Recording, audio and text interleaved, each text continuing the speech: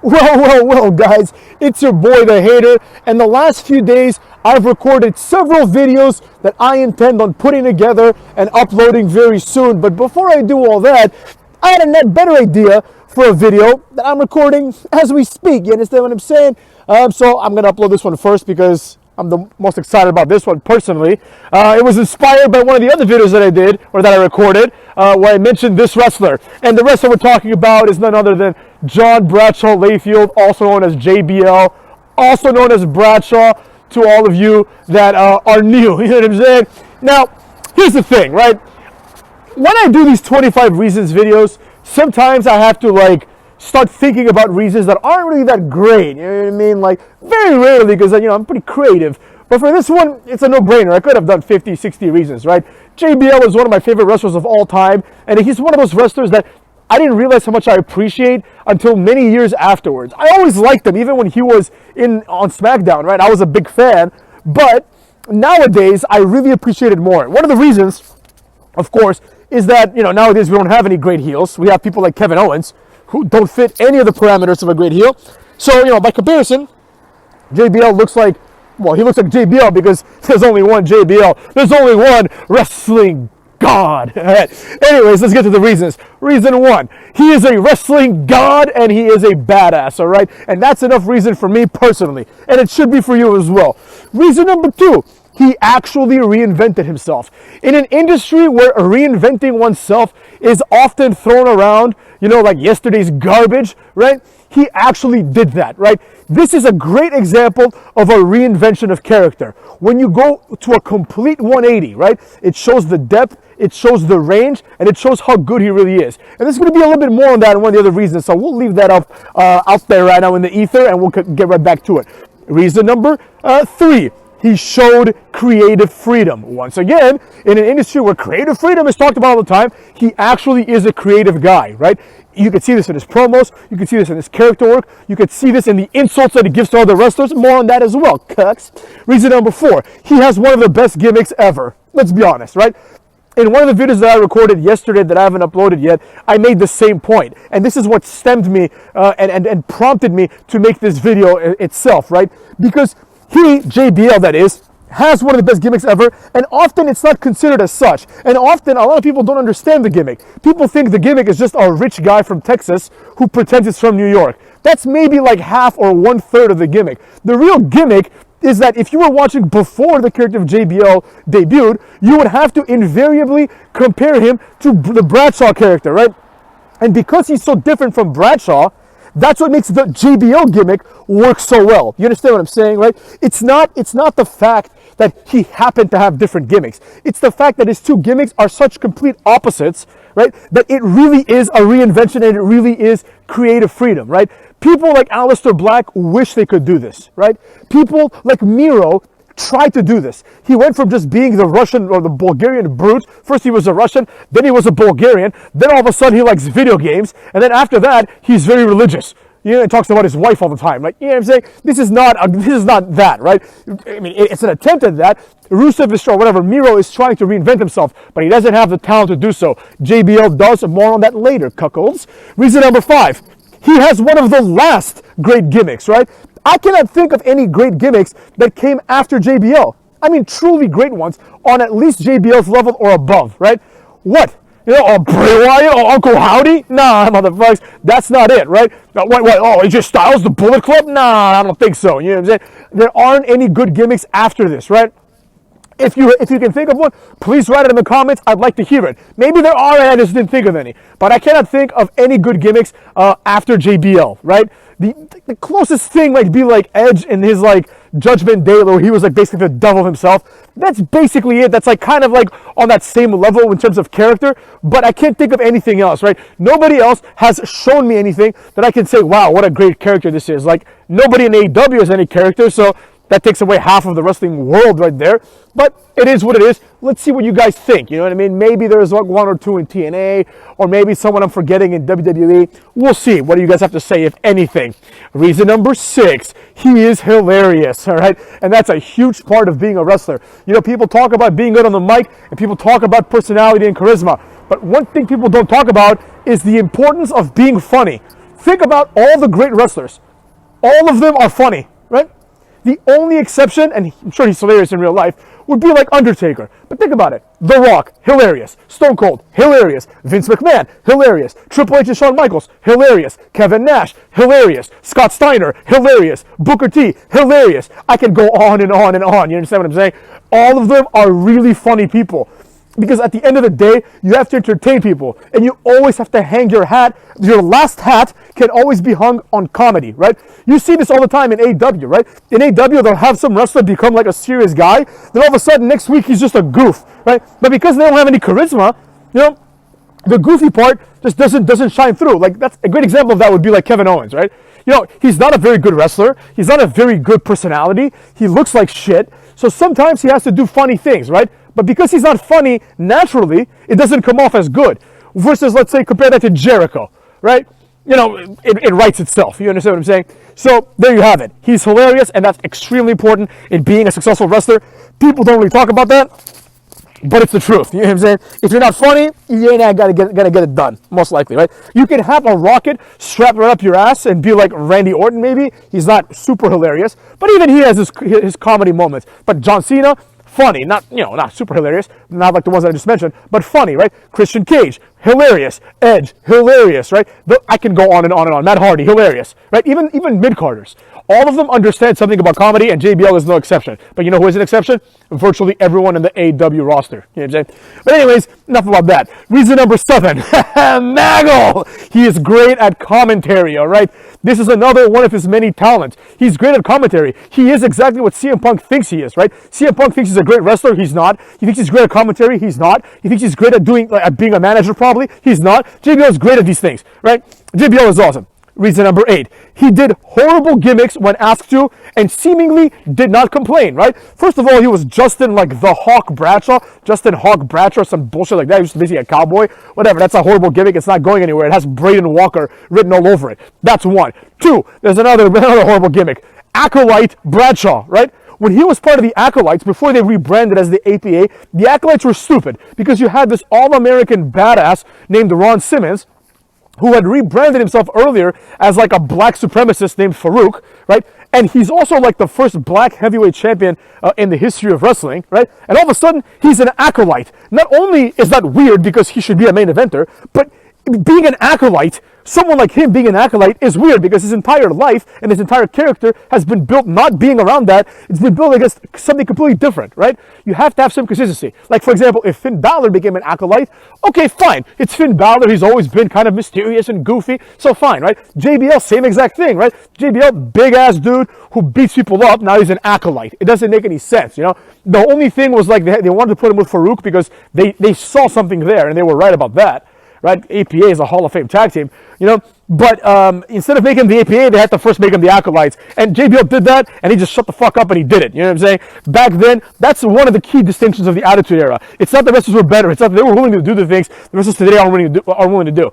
Today, someone will go up there and be like, oh, I don't like that Nick Jackson said this about CM Punk, and then I'm going to go bite someone's arm and punch someone in the face and all this stupid crap. It's just a stupid job, you know what I mean? Reason number 9, his friendship with Farouk is awesome and hilarious and has given us countless opportunities and countless unforgettable moments. Reason number 10, one of my personal favorites.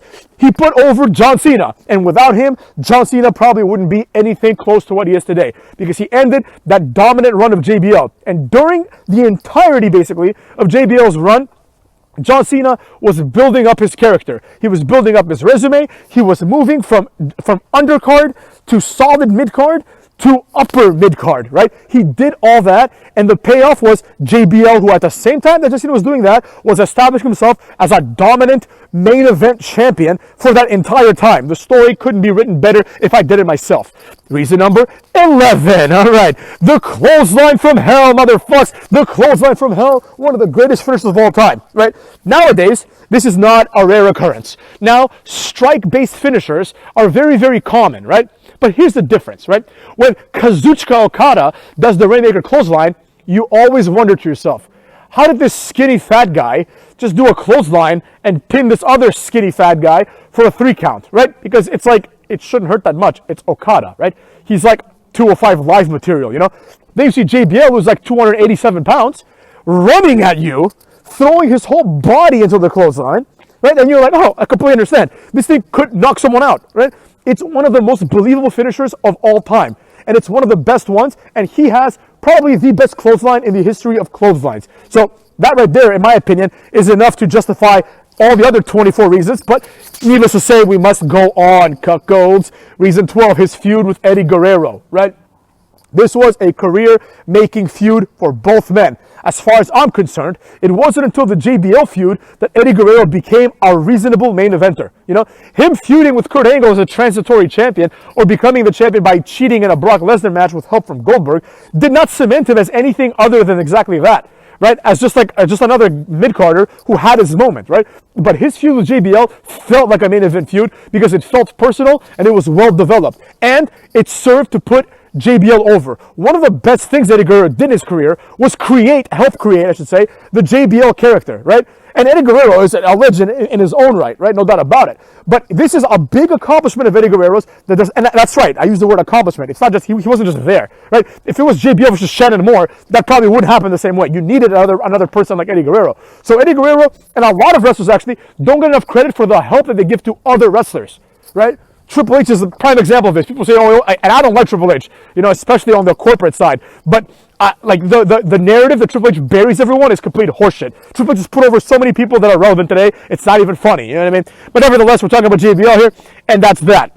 Reason number 13, part of the Eddie Guerrero storyline, his border promos where JBL would go to the border and protect it from illegals trying to sneak in. That was, back then, hilarious. Nowadays, you would never see it on TV, right? It was hilarious because the implications of it, right? He was doing it to piss off Eddie Guerrero. It's not that he gave a rat's ass about illegals coming in, even if that were true, right? That's not the point of the promo. The point of the promo is he's villainizing Eddie Guerrero. He's trying to get under his skin, basically saying that you are an illegal, right? And the whole counterpoint to that was Eddie Guerrero saying, that's right, my mom came over the border in a burro homes. I remember that promo. That was great, right? That's called good TV, motherfuckers. Reason number 14, as we've already established and we've already seen these last few weeks, he makes a great manager. Now, granted, Baron Corbin is not going to benefit from this because Baron Corbin sucks, but he makes a good manager. Reason number 15, he was a legit tough guy. But Hater, didn't Joey Styles knock him out once? Let's say he did. So what, motherfuckers? So what? Anyone can knock out a drunk guy. The Hater's been in enough drunken fights, unfortunately, to know this. You know what I'm saying? On both sides of that equation, let me tell you, right? It's really hard to beat up a drunk guy. It doesn't mean anything. Obviously, no one who's intelligent would ever suggest that in a real fight, Joey Styles would last more than 30 seconds against JBL, who would murder him, who would absolutely murder him. JBL would murder all of your heroes. Oh, Kenny Omega lived in Japan and he did judo during that time. JBL would murder him. Oh, Daniel Bryan can do locks. JBL would murder him. It wouldn't even be close.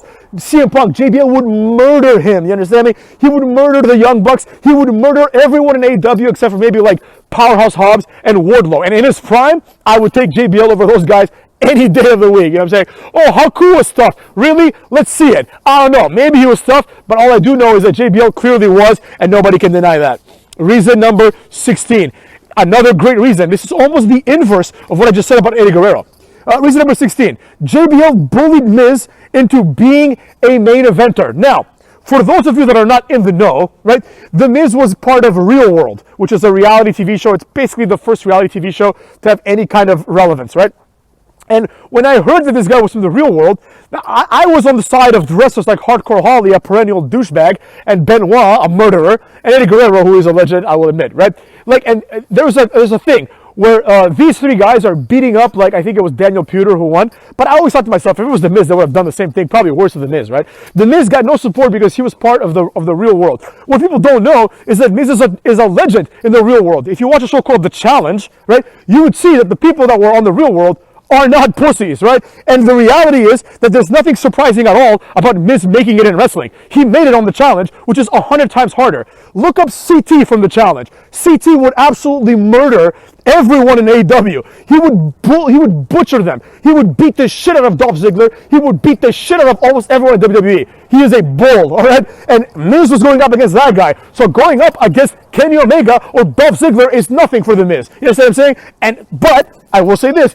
People have psychological turning points. They have psychological breaking points as well. And Miz could have reached his, but he didn't because JBL bullied him. And I personally believe that JBL's tactics in bullying the Miz were instrumental in making Miz the star that he eventually became.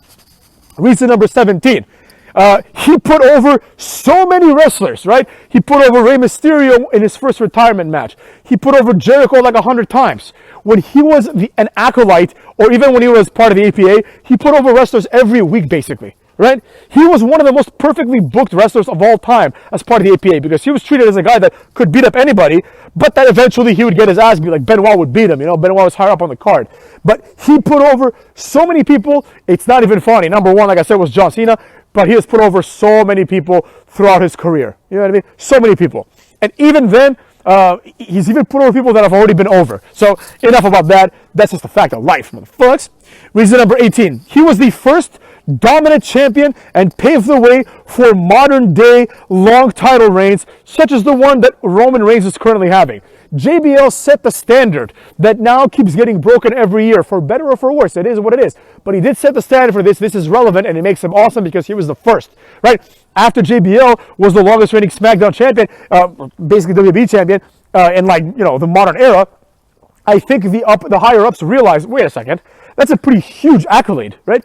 We could give that to a new star. So immediately John Cena breaks that reign, right? You know what I mean? Just because they didn't want JBL to have it, they want the new guy to have it, right? But that became a thing. Then CM Punk broke it. Eventually Brock Lesnar broke it. And now Roman Reigns has crushed it, right? So JBL is to blame if you want to blame him for that.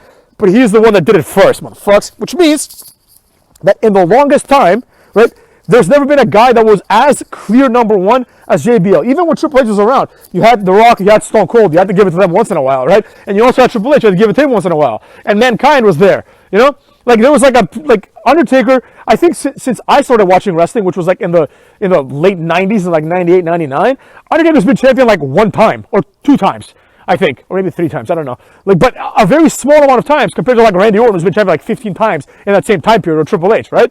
Think about what that means. Think about how stacked the card was back then. And then think about what JBL did afterwards. Reason number 19. He is a real stock millionaire and financial analyst. And that is noteworthy. You know what I'm saying? Reason number 20.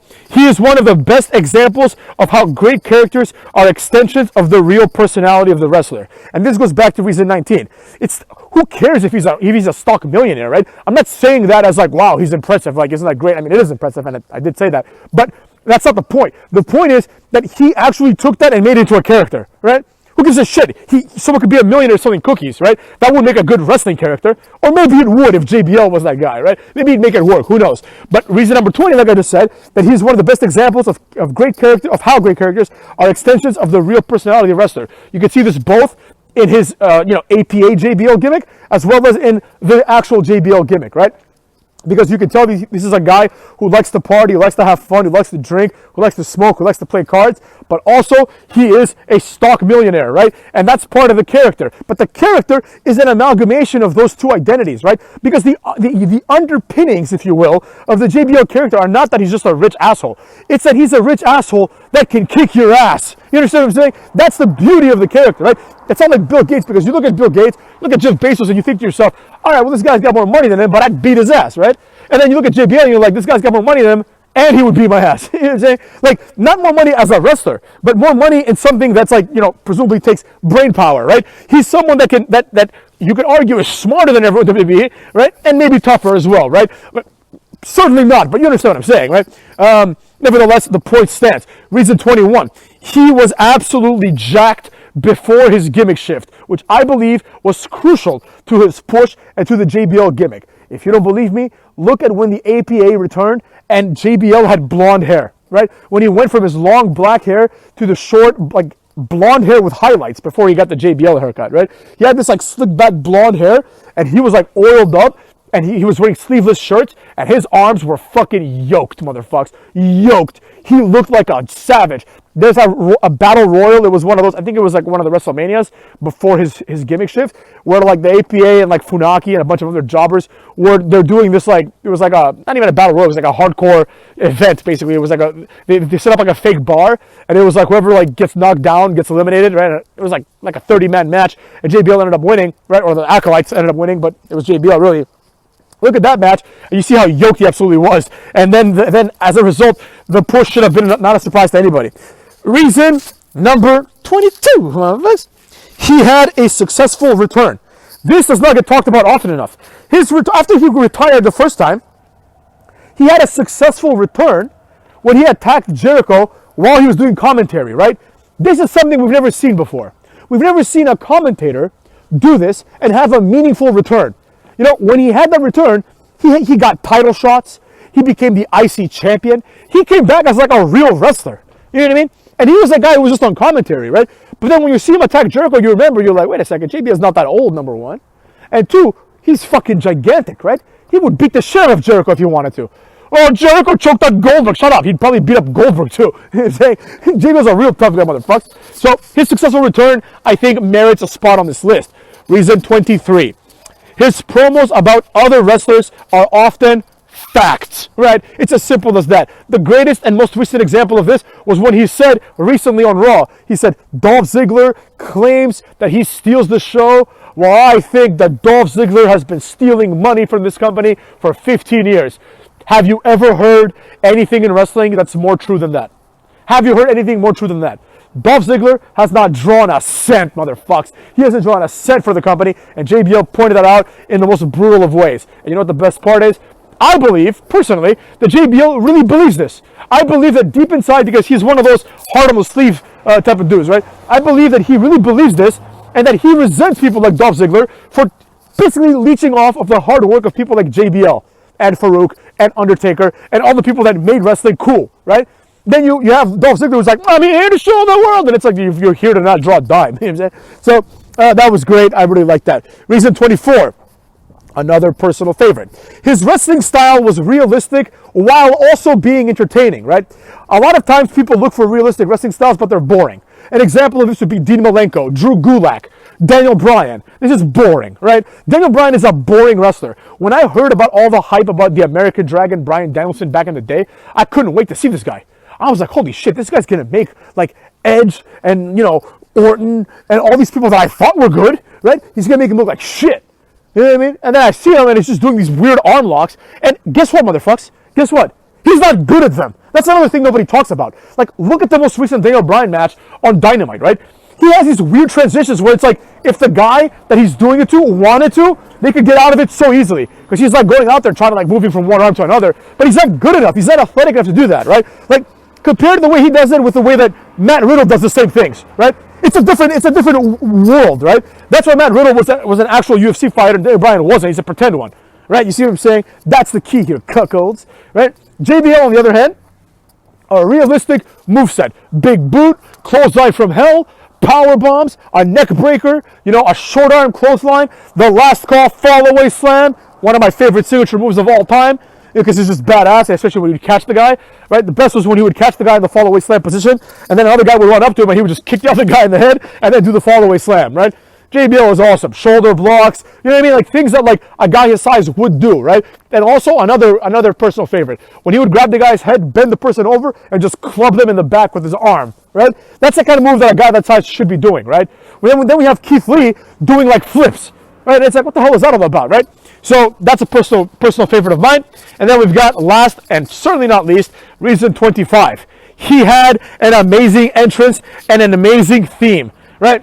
People cannot understate how great the theme was. You know, it really captured the character perfectly. You know, you have like the stock ticker, like in the Titantron, and you have like the opening bell of the stock market, and then you have like the moo of like, you know, of the bull market. You know what I'm saying? You had all these things, and you had this triumphant like money-esque music, and then JBL will come out looking like a boss, right, in a suit and a hat, right?